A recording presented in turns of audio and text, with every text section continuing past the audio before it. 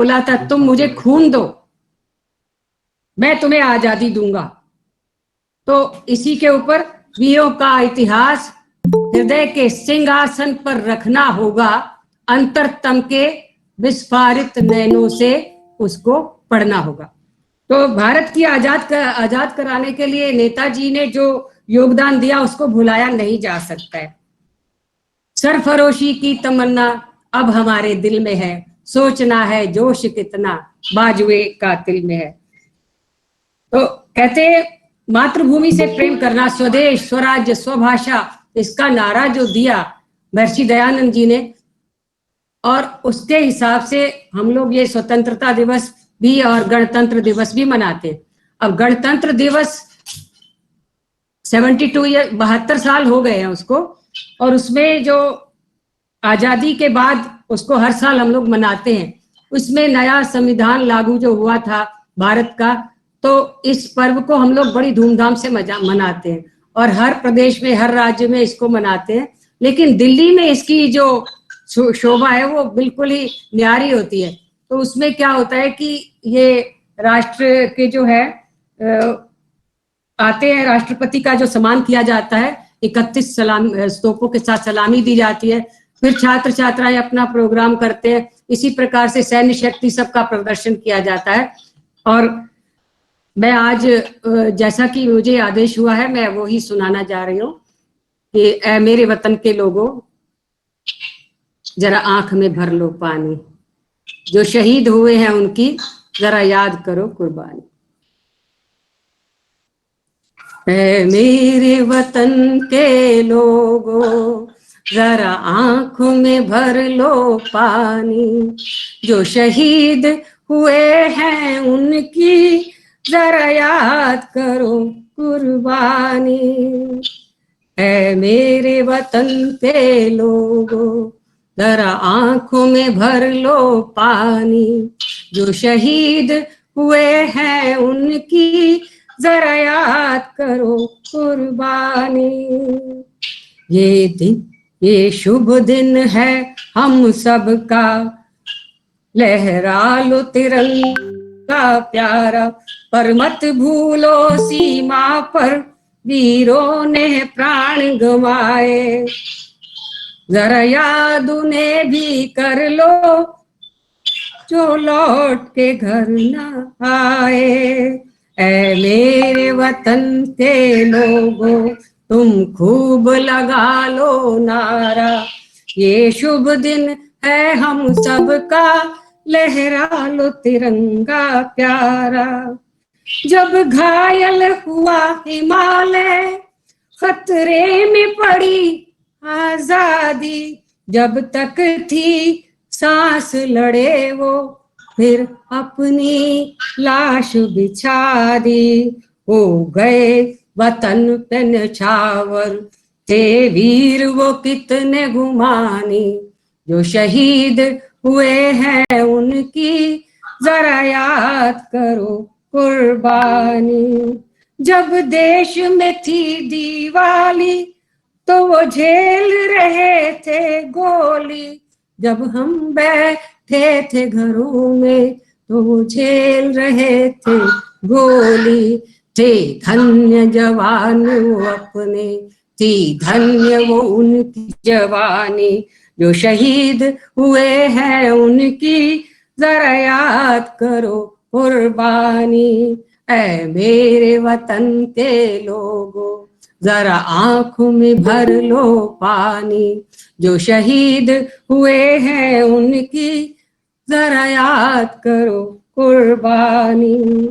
शेरों की तरह झपटे थे भारत के बहादुर बेटे, की जान बचाने मर गए बर्फ में लेटे, संगीन पे धर कर माथा सो गए वीर बलिदानी, जो शहीद हुए हैं उनकी जरा याद करो कुर्बानी। ऐ मेरे वतन के लोगों, जरा आंखों में भर लो पानी, जो शहीद हुए हैं उनकी जरा याद करो कुर्बानी। कोई सिख कोई जाट मराठा, कोई गोरखा कोई मदरासी, सरहद पर मरने वाला, सरहद पर मरने वाला हर वीर था भारतवासी। जो खून गिरा पर्वत पर वो खून था हिंदुस्तानी। जो शहीद हुए हैं उनकी जरा याद करो कुर्बानी। ऐ मेरे वतन के लोगों जरा आंखों में भर लो पानी। जो शहीद हुए हैं उनकी जरा याद करो कुर्बानी। थी खून से लथपथ काया, फिर भी बंदूक उठा के एक एक ने 10 को मारा, फिर गिर गए होश गंवा के। जब अंत समय आया तो, जब अंत समय आया तो कह गए कि अब मरते हैं। खुश रहना देश के वा, खुद खुश रहना देश के वीरों, अब हम तो सफर करते हैं, अब हम तो सफर करते हैं। ऐ मेरे वतन के लोगों जरा आंखों में भर लो पानी। जो शहीद हुए हैं उनकी जरा याद करो कुर्बानी। बहुत बहुत धन्यवाद आप सबका, आपने सुना, मुझे समय दिया।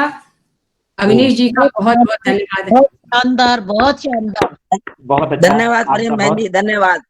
बहुत धन्यवाद सुंदर। आपका। प्रदीप का गीत बहुत सुंदर गाया। जी बहुत सुंदर गीत माता जी, बहुत बहुत सुंदर। प्रेम सभावाल माता जी का मैं बहुत हृदय से धन्यवाद ज्ञापित करता हूँ। आप और सभी श्रोताओं का धन्यवाद, बहुत बहुत सभी बहुत श्रोताओं की धन्यवाद। ओर से भी जी जी जी समय देने का आइए। बहुत बहुत धन्यवाद आपका। ओम। अब आपको सुन लिया है तो आगे भी समय देने का प्रयास रहेगा। हम तो चाहते हैं कि कार्यक्रम में भागीदारी बढ़े लोगों की, और जैसा कि कार्यक्रम का प्रारूप है तो आज के हमारे मुख्य वक्ता जो हैं पूज्य आचार्य जी, हम उनको सुनेंगे। और आज का विषय भी बड़ा अच्छा है, आचमन के प्रयोजन। हम सभी यज्ञ की प्रक्रिया से बहुत अच्छी तरीके से वाकिफ हैं। ओम। सभी श्रोताओं से निवेदन करता हूं कि वे अपना माइक म्यूट कर लेवें तो अच्छा रहेगा। जी, मैं आप सभी से निवेदन कर रहा हूं कि हम सभी यज्ञ की प्रक्रिया से बहुत अच्छी तरीके से परिचित हैं, और हम में से बहुत सारे लोग यज्ञ करते हैं, दैनिक करते हैं, साप्ताहिक करते हैं। और यज्ञ सिर्फ आर्य समाज या आर्य समाज की अपनी कोई वो नहीं है, इसको पूरे भारतवर्ष में भारतीय संस्कृति के साथ में जोड़कर देखा जाता है। बहुत से पौराणिक लोग भी जो है यज्ञ को बहुत अच्छा महत्व देते हैं, और वो यज्ञ से बहुत अच्छे प्रकार से जुड़े हुए हैं। लेकिन यज्ञ की जो छोटी छोटी क्रियाएं होती हैं, वास्तव में उनके पीछे क्या उद्देश्य है, ऋषियों ने किस पद्धति को, किस विचार को, किस चिंतन को सोचते हुए इस प्रकार के विधियों का निर्माण किया। पूर्व में भी हमने आचार्य कमलेश कुमार जी चौकसी हमसे जुड़े थे। आप संस्कृत के प्रोफेसर हैं गुजरात विश्वविद्यालय अहमदाबाद में। तो उन्होंने बहुत ही अच्छा यज्ञ का प्रकरण उठाया था, जिसमें उन्होंने प्रतीकों की योजना, जो महर्षि दयानंद प्रणीत यज्ञ प्रणाली है, यज्ञ पद्धति है, उसमें प्रतीकों के क्या महत्व हैं। तो उसी संदर्भ में हम थोड़ा सा और आगे बढ़ते हैं। आज हमारे साथ में पूज्य आचार्य डॉक्टर रामनारायण जी शास्त्री जुड़े हैं, और उनका विषय है आचमन के प्रयोजन। आपका मैं छोटा सा परिचय दे दूं कि आप हमारे मंच से पहले भी बहुत ही अच्छा पंच महायज्ञ पर और संस्कारों के जो भूमिका है, प्रस्तावना है कि वास्तव में संस्कार मानव जीवन को किस प्रकार से उत्तरोत्तर अच्छा बनाते हैं, तो इस पर उनके बहुत ही अच्छे प्रवचन हो चुके हैं। आज उनका विषय है कि आचमन के प्रयोजन क्या होते हैं। आप बहुत ही अच्छे व्याकरण के विद्वान हैं, और आर्ष गुरुकुल यज्ञ तीर्थ एटा के यशस्वी स्नातक हैं, प्रथम पंक्ति स्नातक हैं। बहुत पहले से आपने वहां से विद्या प्राप्त की, जिस समय गुरुकुल एटा अपने शीर्ष पर था और पूरे भारतवर्ष में सबसे सर्वोच्च स्थिति का अच्छा गुरुकुल था। और उसके उपरांत आप अभी वर्तमान में सह आचार्य हैं राजकीय महाविद्यालय सिरोही में। आप जोधपुर और विशेषकर राजस्थान प्रांत में आपका बड़ा ही अच्छा प्रचार है। आप धर्म के प्रचार आदि कार्यों के लिए, संस्कारों के विशेषज्ञ हैं, उनके लिए आप पूरे राजस्थान में और उसके बाहर के प्रांतों में भी जाते रहते हैं। तो पूज्य आचार्य जी का सानिध्य हमें हमारे कार्यक्रम में मिलता रहता है। मैं उनका हृदय से धन्यवाद करता हूं और विनम्र निवेदन करता हूं कि वे अपना आज का वक्तव्य प्रारंभ करें और हमारे शुद्धी श्रोताओं को कुछ आध्यात्मिक लाभ के साथ में नवीन चिंतन जो है वो प्रस्तुत करें। ओ पूज्य आचार्य जी, आपका माइक अनम्यूट है आचार्य जी, माइक अनम्यूट है आपका, एक बार माइक को, सॉरी माइक म्यूट है, उसको अनम्यूट करें। हो गया जी जी हाँ, हो गया। ओम यो भूतं च भव्यं च